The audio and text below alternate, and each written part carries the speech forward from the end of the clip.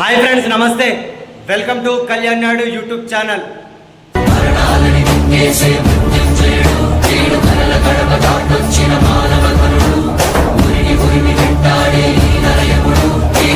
నెలైతే చూశారు కదా, ఒకసారి మా క్యాబిన్ కూడా చూద్దాం రండి.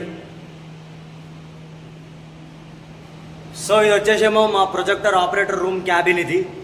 ఇందులోనే ఉంటాను నేను. పొద్దున్న 9 గంటలకు వస్తే నైట్ 1 వరకు ఇక్కడ ఉంటాను. నైట్ అర్ధరాత్రి 1 వరకు ఇక్కడ ఉంటా. 4 షోలు కంటిన్యూ నడుపుతాను నేను ఒక్కడనే. సో ఇది వచ్చేసేమో మా ప్రొజెక్టర్ ఆపరేటర్ రూమ్. నేను ఇక్కడే ఉంటాను నేను డైలీ. సో ఇదంతా క్యాబిన్. ప్రొజెక్టర్, యాంప్లిఫైయర్స్, ఇవ్వండి అంతా. చూశారు కదా, ఈరోజు ఈ పొజిషన్కి రావడం కారణం ఎవరో మీకు చెప్తున్నాను, చూడండి. అయితే ఇంకా సో మా క్యాబిన్ అయితే చూశారు కదా. ఈ పొజిషన్కి రావడానికి ఎవరు కారణమో తమ్ముళ్ళు అయితే మీరు చూశారు, పవన్ కళ్యాణ్ గారే.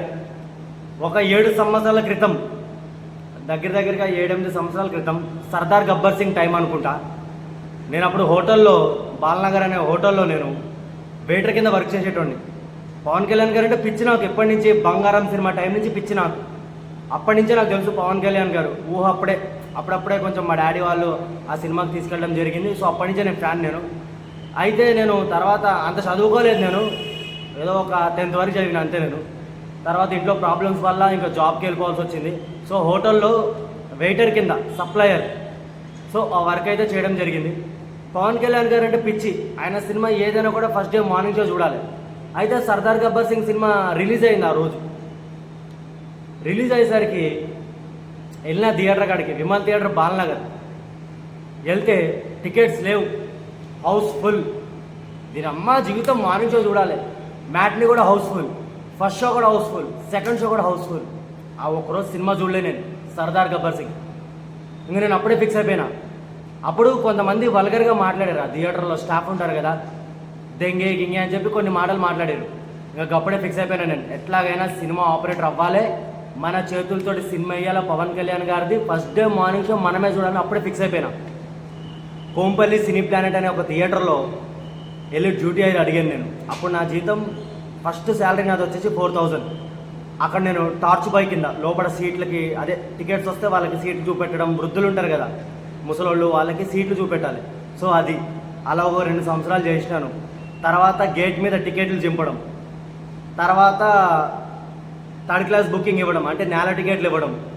అలా మెల్లగా ఆపరేటర్ అన్నతోటి ఫ్రెండ్షిప్ పెంచుకుని, అన్న కొంచెం నాకు కూడా నేర్పి అన్న, ప్లీజ్ అన్న అని చెప్పి ఆయన దగ్గర సంవత్సరం నేర్చుకుని, ఆయన ఎవరో కాదు మా రవాణానే, సంవత్సరం నేర్చుకున్నాను ఆయన దగ్గర పని. చాలా కష్టపడ్డాను. ఎలాగైనా అవ్వాలి, ఆపరేటర్ అవ్వాలి, first day morning show Pawan Kalyan గారి సినిమా నేనే చూడాలి, నేనే వేయాలి నా చేతులతోటి. ఎవడైతే మా గురించి తప్పుడుగా ఆ రోజు నన్ను బయటకు గెంటారో వాళ్ళకి ఎలాగ నేను ఆపరేటర్ అయి చూపెట్టాలని చెప్పి ఈ ఆపరేటర్ అయితే అవ్వడం జరిగింది. నేను చాలా కష్టపడ్డాను. ఈరోజు నేను ఒక స్థాయిలో అయితే ఉన్నాను. దగ్గరగా 7 సంవత్సరాలు అయిపోయింది ఈ ఫీల్డ్లోకి వచ్చేసి. నేను ఈ ఫీల్డ్లోకి వచ్చాక వకీల్ సాబ్, భీమ్లా నాయక్, అజ్ఞాతవాసి, బ్రో, ఈ 3 సినిమాలు అయితే పవన్ కళ్యాణ్ గారిది ఫస్ట్ డే మార్నింగ్ షో మన చేతులతో పడ్డది. సో ఇంకా ఓజీ ఉంది, ఉస్తాద్ భగత్ సింగ్ ఉంది, హరిహర వీరమల్లు ఉంది. ఈ 3 సినిమాలు కూడా రచ్చ చేసేస్తాను. సో చూశారు కదా, అన్న మీద ఉన్న అభిమానం అలాంటిది. అప్పుడే ఫిక్స్ అయిపోయాను నేను, ఎట్లాగైనా ఆపరేటర్ అవ్వాలి.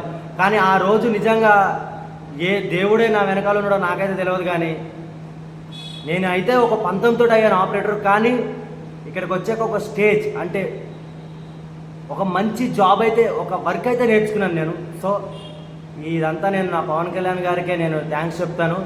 నిజంగా ఈ జన్మలో నేను పవన్ కళ్యాణ్ గారికి అభిమానిగా పుట్టినందుకు నేను చాలా అంటే చాలా కృతజ్ఞతలు చెప్తున్నాను అన్నయ్యకి నేను. సో వీడియో చూశారు కదా, వీడియో నచ్చితే లైక్ చేసి, కామెంట్ చేసి, క్లిక్ చేయండి. Love you darling.